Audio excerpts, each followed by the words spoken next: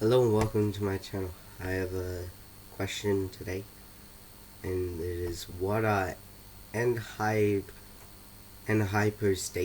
and anhypostasis? The word hypostasis is Latin for person or substance. It refers to the essential part of a person, or what makes a person what he truly is. The term is used in referring to Christ and his nature. The Council of Nicaea affirmed scriptures teaching that Jesus shares his essential nature with the Father. He is of one substance with the Father.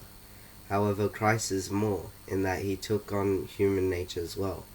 The term hypostatic union refers to the uniting of human and divine nature in Christ. The words enhypostasis and anhypostasis are used to describe Jesus' relationship to human nature. Jesus has been divine for all eternity, but his humanity became a reality about 2,000 years ago. So how did the Son of God become human? If he took a human hypostasis, it would mean that he took on or inhabited a pre-existing human being. He entered an embryo that had already been conceived in Mary's womb, and that would have had God not overruled, been born as someone else. To ensure that no one thinks this is Christian teaching, the word anhypostasis is used, and being a negator. Jesus did not take over a human hypostasis. Jesus did not seize another human and appropriate control of that human's nature. We could say that the humanity that he put on was impersonal. We must also be clear that Jesus' human nature was real. His humanity was not taken from another person, nor was it a mask that he wore. Jesus did not pretend to be human. He possessed real human nature. The word enhypostasis used to denote this fact.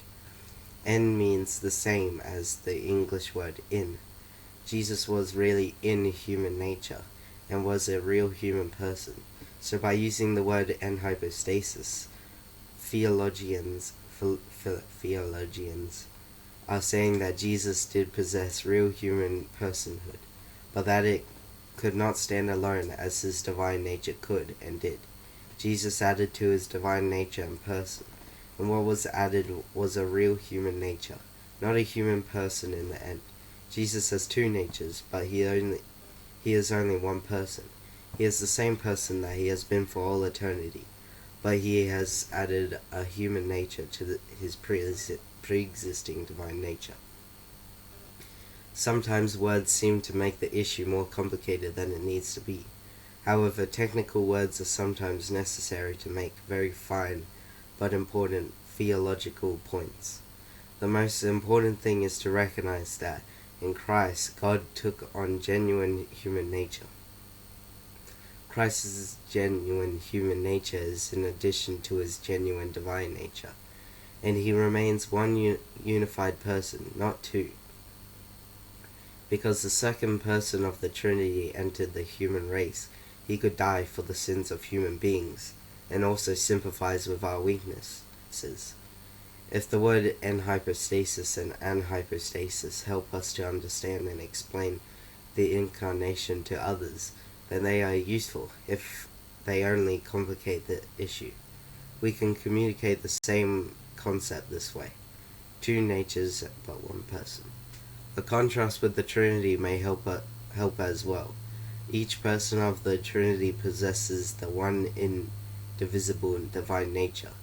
These three persons make up one true God.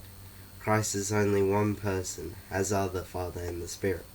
But he has two natures, a divine nature from all eternity and a human nature from his conception. Thank you for listening to this question, and I'll see you next time.